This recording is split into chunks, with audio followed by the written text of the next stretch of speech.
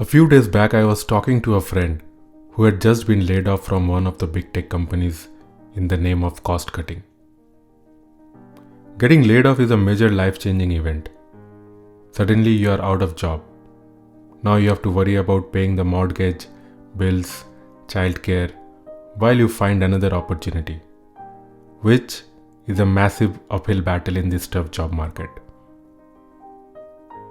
If you are watching this video, it's likely that you or someone you know has been directly or indirectly impacted by the tech layoffs that have been going on. Just 1 month into 2024, and we have seen more than 30,000 layoffs. If this rate of layoffs continues, then we will have more than 350,000 layoffs this year, which will be much worse than the number of layoffs we had in 2023. Now, if you look at the earnings reports of the Magnificent Seven, they seem to be firing on all cylinders. Google, Amazon, Meta, and Microsoft so far have reported strong earnings. There is no stopping their top and bottom line growth. The street is rewarding the growth with the stock prices hitting new all-time highs.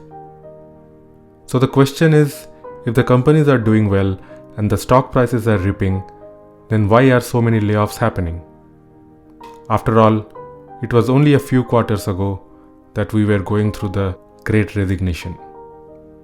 Employees had multiple competing offers, companies were luring tech employees with fat salaries, RSUs, and joining bonuses. So, in this video, I want to explore that question. Why the hell are we having tech layoffs in 2024? Getting high on the zero interest rate phenomenon, or the ZIRP drug. Between 2009 and the beginning of 2022, the Fed funds rate was close to zero. This meant money was cheap and there was a lot of excess liquidity in the market. Tech companies, big or small, had a lot of cash to spend. VCs were handing more money to startups than they could ever dream of getting. Startups that get to $1 billion valuation are called unicorns. Historically, only a handful of companies could reach this milestone. But in the ZIRP era, the number of unicorns minted went through the roof. Look at this chart showing the number of startups that reached unicorn status over the last 13 years. It kept growing, with the number peaking in 2021 when we had a record. 788 startups became unicorns in just 1 year. A similar trend is also seen with the companies doing IPOs and going public. In 2021, more than 1,000 companies went public. Again, a record number that was unimaginable. The valuations skyrocketed during the ZIRP era in both the private as well as public tech companies. The fight for talent and unsustainable compensations. The lofty valuations and easily available liquidity created a mentality of excess and abundance in tech. Companies started hoarding talent. They didn't care if they needed to hire employees for real projects. The mandate given to managers was to first hire and then worry about how to correctly utilize the newly added workforce. There was no focus on efficiency or doing more with less. Especially with the big tech, they wanted to hire and hoard top talent just so that they could prevent their competitors from getting access to them. And the managers were rewarded for growing their organizations. Empire building was incentivized. If you could do a project with a smaller team, it was not considered an achievement. The only way for managers to grow was to create even bigger teams under themselves. The ZIRP era also created a bubble in tech compensation. $500,000 annual salaries for engineers became common. While the big tech companies were able to afford these compensations, startups or companies which didn't have such deep pockets or profits couldn't. But they still imitated their profitable counterparts anyway. Hiring without discipline. This resulted in a culture of excess and waste. You see, companies are like humans too. What do we do when we have excess money to spend? We create excuses to splurge on all sorts of things that we don't need. We make so many impulse purchases. Another shoe, a designer purse, a gym machine, a Peloton bike. Things that eventually get thrown in the garage or storage unit. During the ZIRP era, the company splurged on many such non-essentials. And unbeknownst to the leaders of these companies, the moment of reckoning was coming soon. Fed starts tackling inflation. After initially dismissing the warning signs of inflation as transitory, the Fed finally decided to act and took the most aggressive rate hike steps ever, a series of 11 rate hikes within a year. Between March of 2022 to July of 2023, the Fed hiked the rate from 0.25% to 5.5%. So you may wonder how increasing the Fed rate can tackle inflation or impact the economy. The Fed funds rate is basically the rate of interest charged by the US government for lending money. Every bank borrows money at this rate. And this is the rate at which then the bank lends money to its customers. People like you, me, and businesses. We in turn use that money to do essential things in our lives, buying a house using a mortgage, purchasing a car, or taking a personal loan. Similarly, businesses and venture capitalists take loans at this rate for their investments. With the Fed hiking this critical rate, now borrowing from banks and investing in startups suddenly became much more expensive and riskier. So you see, everything in the economy is directly or indirectly tied to the Fed funds rate. So any increase or decrease of the Fed funds rate has a domino effect on almost everything and everyone, as we will soon see. Call to get fit. As the flow of cheap money slowed down, companies were probed about the need for the size of their workforce.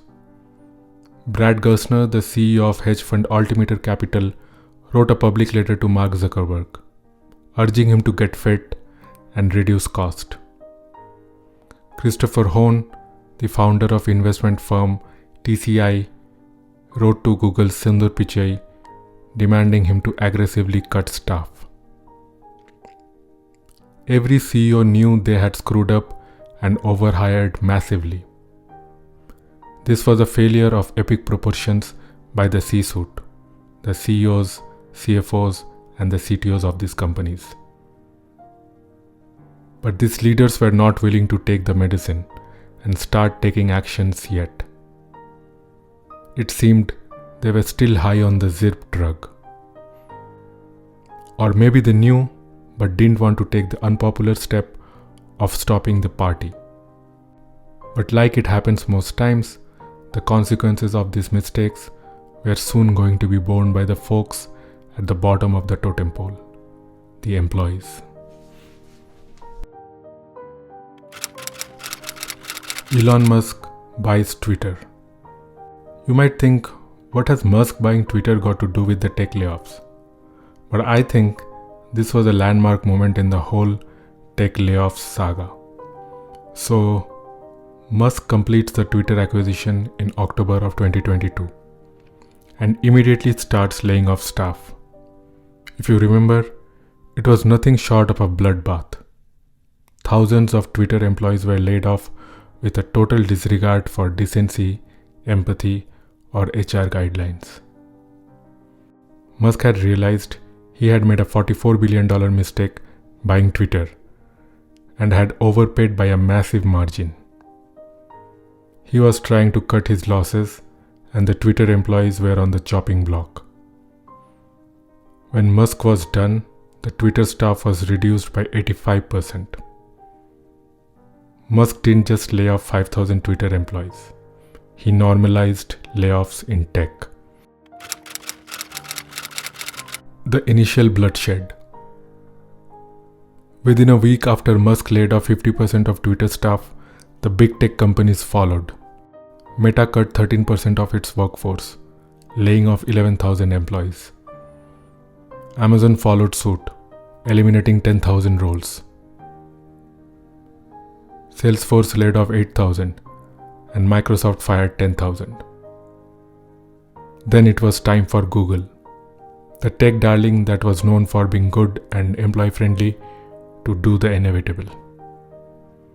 It laid off 12,000 people, and most of the big tech went on to do subsequent large layoffs which continue till today. All this while startups and mid-sized companies continued their own layoffs. Too many to name individually.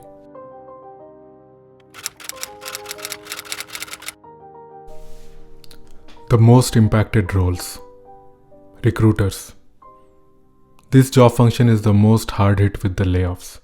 If companies are laying off, they don't need recruiters. Almost every tech company laid off a large number of their recruitment functions as the hiring slowed down. DEI and training orgs. One thing that has taken a backseat during these tough economic times is the diversity and inclusion initiatives by companies. Not too long ago, the DEI programs were the focus areas for the Silicon Valley companies. But suddenly, the tides have turned. Entire departments and DEI leaders are being laid off and the funding is being cut. Support and enablement functions. Any function that's not directly impacting revenue is under the chopping block. When that happens, the tech enablement functions take a hit. Roles such as operational support, quality assurance, site reliability engineering, and security are being cut.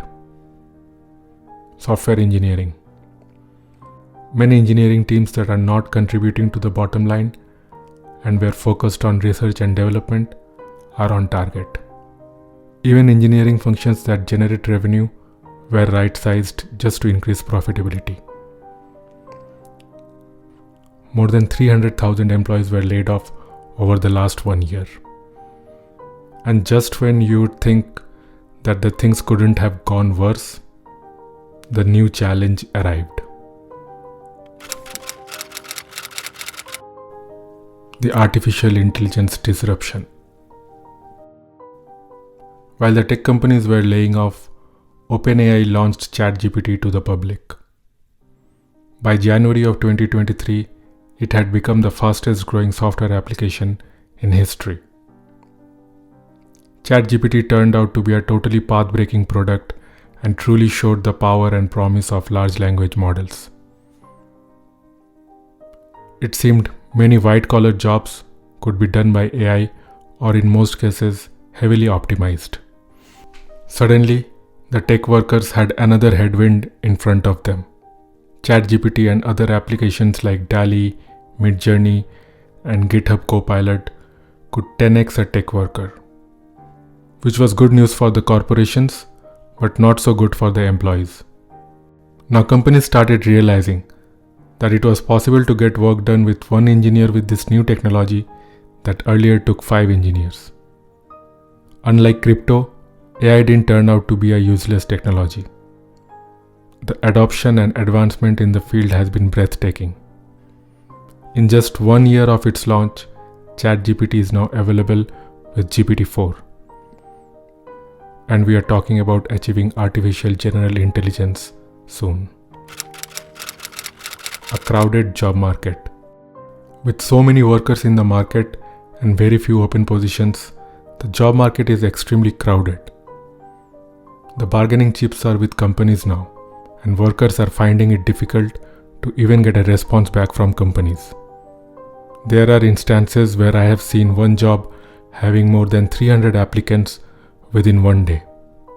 Unless you have a really strong referral, it's highly unlikely that you will get a shot at an interview. And even when you make it to the interview stage, you are competing with many other high-caliber candidates, some of who are laid off from companies like Google, Meta, or Amazon. A multi-pronged crisis. Inflation, Fed rate hikes, bad tech leadership, AI advancements, a lack of new jobs. As we can see, the tech workers got hit by multiple blows. The casualty has been immense, and we are not even sure it's close to getting over. In fact, it's looking like 2024 might be even worse than 2023. I don't want to be a scaremonger, but at least the early signs are not encouraging. Google CEO Sundar Pichai just announced to his workforce that rolling layoffs are going to be a norm now. Layoffs at any time. This is a massive change we are going through right now that is poised to change the tech industry significantly. There's a lot of uncertainty around, and I hope the companies start hiring back, and people that have been impacted can land on their feet soon.